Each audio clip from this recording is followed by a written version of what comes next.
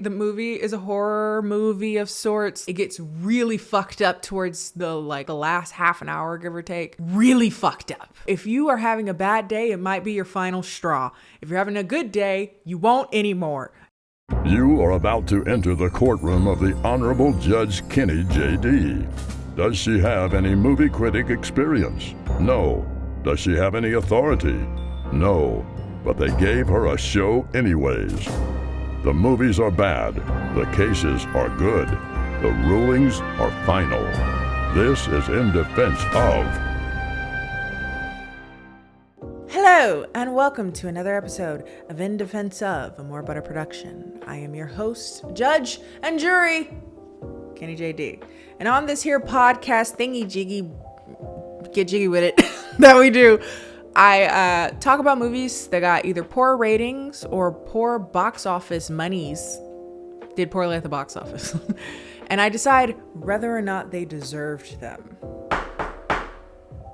Ayo. Of course, you can always argue amongst yourselves in the jury box. The comment section. It's the comment section.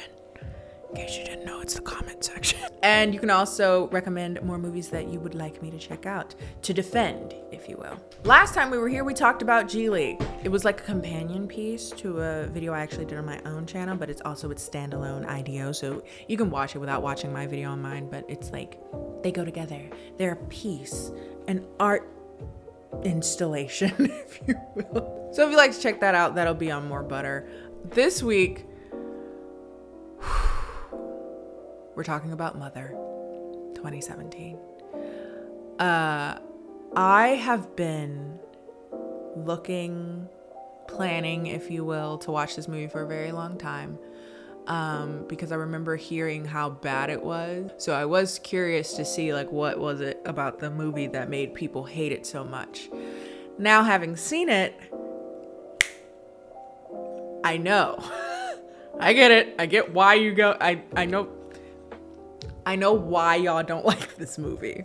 But are my opinions similar to those of everyone else? I don't know. I'm a different girl. I like to switch it up. I like to be contrarian. Before we get started in that, let's talk about the accolades that the movie got.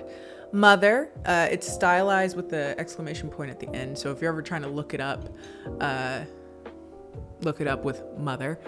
Mother received 5 Razzie nominations for Worst Picture, Worst Supporting Actor, Worst Actress. That's not even, no, she acts her ass off. Not Jennifer Lawrence. You don't have to like the movie, but she acted down, honey. Okay, anyway, Worst Director and Worst Screenplay. But on the complete opposite side of that, it also was nominated for the Saturn Awards nominee for Best Horror Film. In 2018, the Alliance of Women Film Journalists Award nominated Lawrence for Actress Most in Need of a New Agent.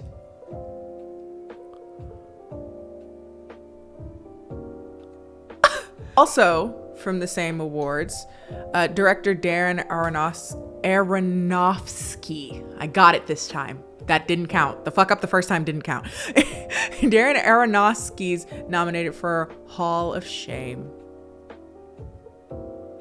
This movie is very polarizing, okay? When I said that I was going to watch Mother, a lot of the responses I got on Twitter were, again, very polarized. Some people think it's the best thing ever made, and others think it's flaming shit in a garbage can. And very few people stand in the middle. I have yet to see a person who has seen this movie and stands in the middle, right? You either really like this movie or you fucking hate it. And before I even get started more so into the movie and kind of what happens in the movie, but not really, I don't want to spoil certain parts. But also, I feel like for your well-being, I should probably spoil certain parts. I will say the movie is a horror movie of sorts, like a suspense movie. It gets really fucked up towards the later, the last half an hour, give or take. Really fucked up. I mean what I say. really messed up, man. So if you are having a bad day, it might be your final straw. If you're having a good day, you won't anymore. So go in understanding that, hey, I know that I'm walking into something that will bum me out, is all I'm saying. Aronofsky, I've seen, what is the other movie that he's like really famous for? The one with the ballerinas, Black Swan. So I kind of know him for doing this sort of like almost dream-like filmography. Once I realized, oh, he made that and that and that. Okay, I get it. So, and also because he's quite, people are looking forward to his work more often than not from what I've seen. So I think that maybe when they walked into Mother, they got that. And I can see how that would leave you tormented. Apparently after he came out with 2014's Noah, Aronofsky began writing a children's film. But during that process, he came up with a new idea. I don't know how a children's film got you here, but okay. And he ended up writing the screenplay for Mother in 5 days, much faster than his usual pace. And I know some people are like, yeah, because this movie's trash. It feels like he wrote it in 5 days. I'll continue. So the movie is stylized Mother with an exclamation point. Mother, I guess. I don't know. And Aronofsky has said, there we go, has said that it's in order to reflect the spirit of the film because, quote, it ends in a big exclamation point. He ain't never lied. Okay. He discussed the film's unusual choice of not capitalizing the letter M in the title during a Reddit interview, saying, quote, to find out why there's a lowercase m, read the credits and look for the letter that is capitalized. Ask yourself, what's another name for this character? In the credits, the character's name are all shown in lowercase except for him. It's the Bible. Now, I'm going to be kind of defensive for Miss Lawrence because she did a lot of things in that movie and maybe you didn't agree with it, but one thing she did not do is bad acting, babe. She acted down. Apparently she fucked up her larynx or something on set because of it. Oh no, she hyperventilated so heavily during the take that she dislocated a rib. Commitment to craft, I guess. I don't know. I don't commit to nothing that hard. Aronofsky also demanded that the studio not reveal too much in the trailers and to, quote, keep the mystery alive, he said. That's rare in the world. Normally, you see the whole movie in the trailer. The film grossed $17.8 million in the United States and Canada and $26.7 million in other territories for a worldwide total of $44.5 million against a production budget of $30 million, which, like this movie or not, it didn't lose $100 million while also being shit. Deadline Hollywood attributed the film's underperformance to its controversial narrative, misleading advertisements, and an F cinema score grade. And apparently, as of April 2020, it is one of only 22 films to have achieved such a rating. Other publications wrote that the film's cinema score grade, which is extremely rare, is typically associated with, quote, a movie that goes out of its way to artfully alienate or confuse audiences. In its second weekend, the film dropped 56.3% to $3.3 million, finishing sixth at the box office. Aronofsky responded to the film's cinema score, saying that Mother was meant to be a difficult viewing experience for audiences. Quote, how if you walk out of this movie, are you not going to give it an F?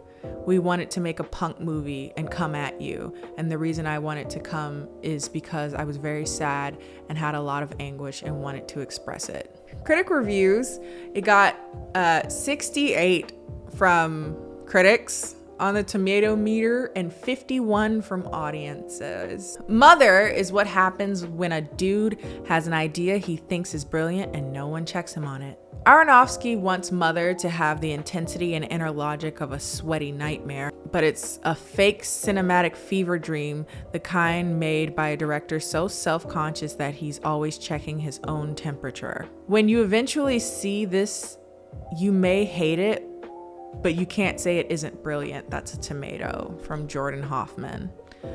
Another tomato from, I'm so sorry, LaRushka. Every week, LaRushka, even Zade.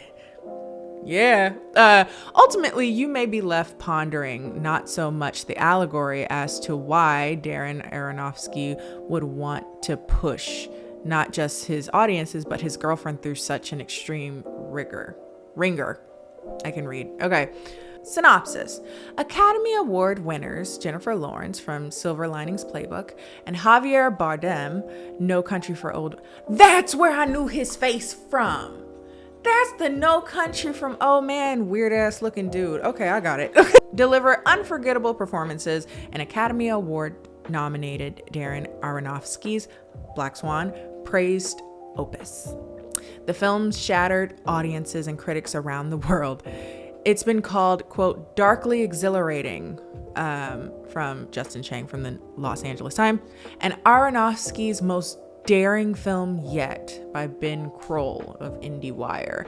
Experience the visually arresting psychological thriller that will leave your heart pounding and your mind blown. Okay, so here's the thing. I am struggling with whether or not I want to give some hints about this movie, because a lot of it is in the experience, but I feel like if you don't have any hints about the movie, you're just wading through chaos. And I think that's where the disconnect is. Spoiler, we didn't get to the verdict yet. I actually really like this movie, okay? I'm one of like 3 people who actually really like this movie. I actually very much so like this movie. Do I want to see it again? Not particularly. It's a lot. It's so fucking visceral at certain parts. It's also it is the first movie I've ever watched that encompasses one of my biggest fears, motherfuckers coming over and not leaving. The very, very, very, very watered down plot of this movie is that there's a couple. Neither of them have names in the movie. The man is called Him and the woman is called nothing, if I'm not mistaken. Or if anything, they refer to her as Mother, right? But these two live in a beautiful home that Mother is renovating, and Him is a poet, a writer. He's always focused on his next creation. Uppercased H, always worrying about his newest creation. One day, a man, simply called Man, comes to the door. Him invites him in. Later, a woman comes to said house. The woman and the man are married. Then their kids come to the house. 2 brothers who don't like each other very much, and one kills the other. Are you getting the references? You might not, actually, now that I say that. I grew up very religious. If you're not getting the references, the entire movie is a giant biblical allegory. So if you don't know you're looking for biblical allegory, you're just walking into straight up chaos. If you're not aware that you're walking into a rather frustrated retelling of the Bible, one that makes God look like a dick. So I can see how that's very offensive to a lot of people. But if you don't really know that's what you're going into, you just think, girl, just tell him to get out your house. It comes to the place that people are coming and being truly fanatics for him, the poet, the creator, right? They all come in. There's a lot of like references to Catholicism, communion, eating the body of Christ. If that doesn't sound like a fun thing to watch, don't watch this movie. You know, the bread and wine, it's the blood and body of Christ.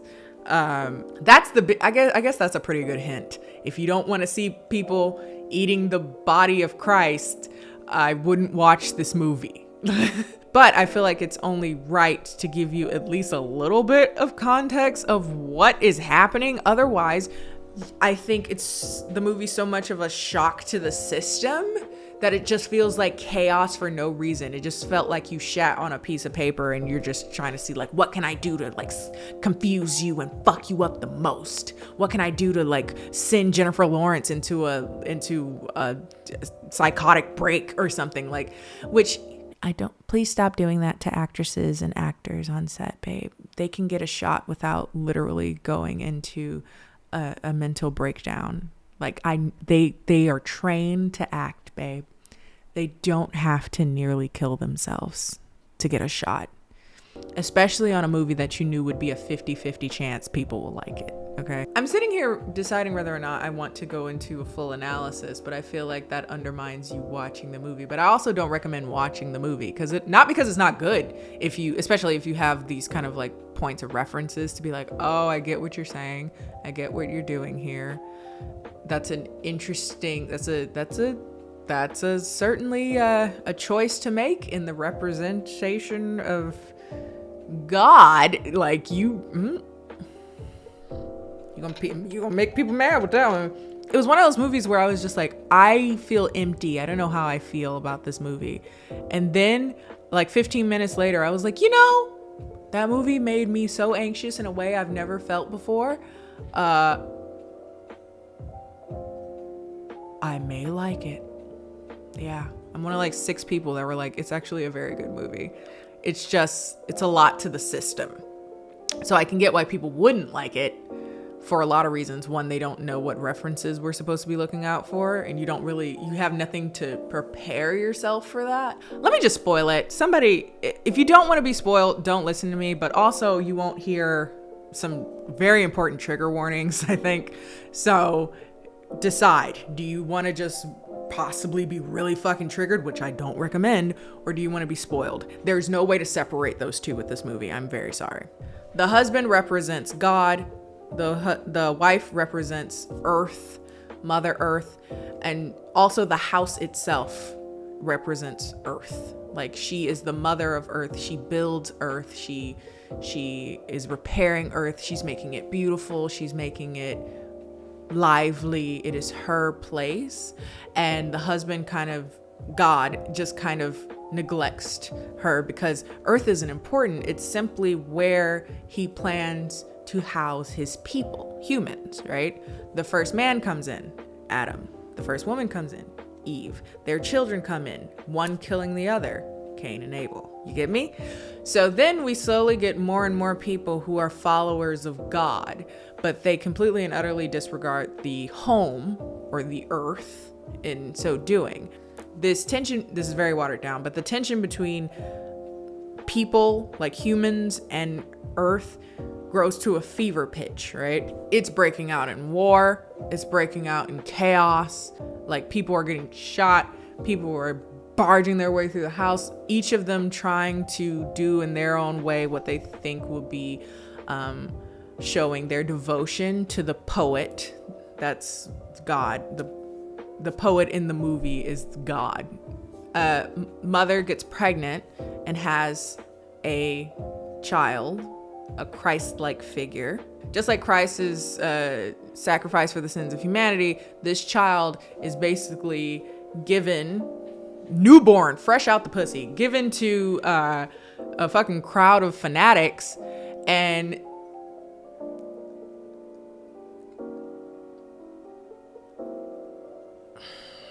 communion. They eat the baby, all right? I'm sorry. It's really fucked up, so don't watch the movie. It's bad. And especially if you weren't warned about that shit, oh my God. I was like, what the fuck? What is happening? But yes, the blood and body of Christ. And afterwards, God is like, we have to forgive them. I did it for their sins, basically. This scene, I can imagine being enough for some people to be like, I'm out. Like, this movie is terrible. Like, it went too far. There's a limit. You don't go this far. And I understand that. I got it. But I was like, damn, I wish you would have warned me about like, fuck. That was fucking dark. And especially because I wasn't expecting that to happen. Like, I got it. I was like, oh yeah, like body and blood of Christ, but fuck me. And afterwards, after losing her child in such a terrible, gruesome way, mother like fights back, and then she's beat brutally. And that's also it's so much to the system. The last like half an hour, it's a lot. Long story short, she decides to blow up the house. So like blow up the earth. One could imagine maybe that's some form of like comment on climate change or whatever, but decides to destroy the house, but God still remains.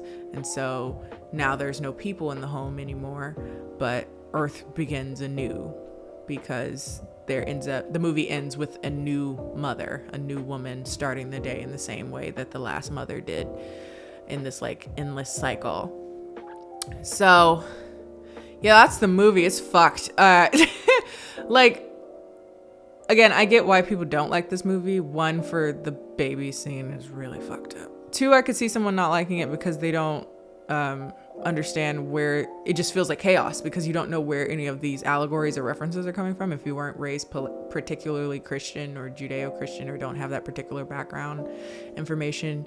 You may not get a lot of the references, so I could see that person also not enjoying it. I could also see a person who, also for people that do get the references, I could see you being upset because God isn't shown in a light most favorable in this movie. So I can imagine that pissing a lot of people off too. But I honestly think it's the baby thing. The baby thing threw people off. I know. I get it. It's fucked. It's really bad.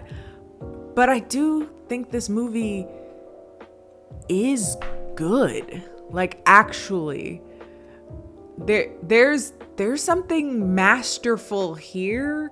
It's very in your face, that last like half an hour, 40 minutes. And it makes you nauseous. It makes you tight. It makes you anxious. Especially if you don't know where this is going. So, and that's the most effective horror I've seen in years. Like, the movie is shocking, but I don't think it's for shock value, if that makes sense. It's not purely shock value. It's actually very masterfully done. You know, pick any video essay on YouTube and like you'll see that this isn't just like, I just threw a bunch of chaos on the screen. That's not what happened at all. That doesn't mean you'll want to watch it, or you should watch it. Again, it's fucked up. But but I'm gonna sound very pretentious art people right now. I feel like if you didn't like this movie, chances are, not necessarily, but chances are you actually didn't understand it. And I will say though, that's Aronofsky's fault.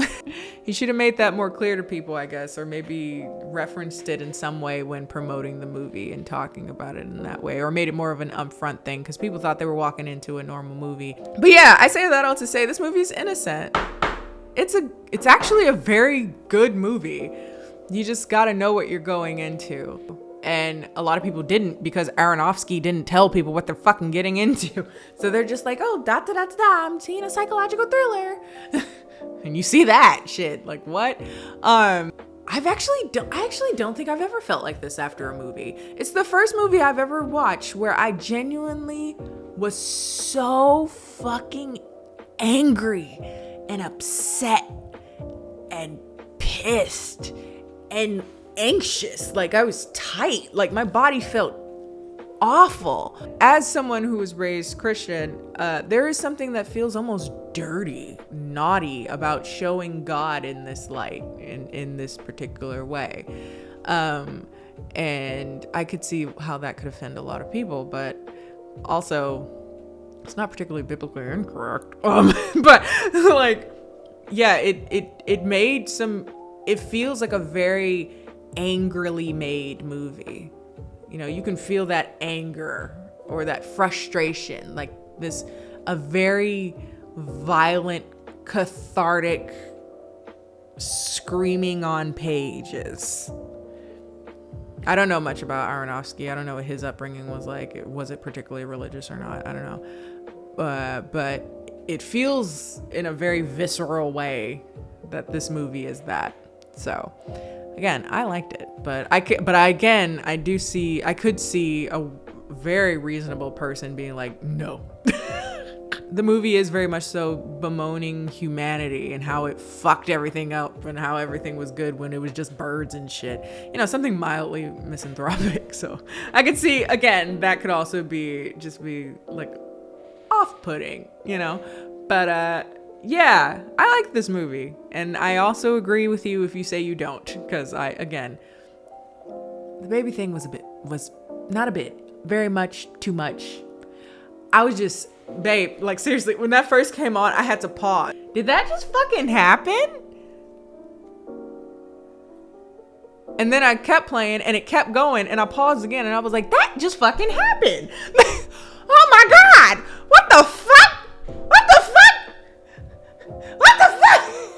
Yeah, anyway, if you liked today's episode, if you've seen Mother, I would love to know your opinions on it. Again, I feel like the comments will be very polarized in this, but put those down below. If you want to argue amongst yourselves, I'm all with it. Go ahead.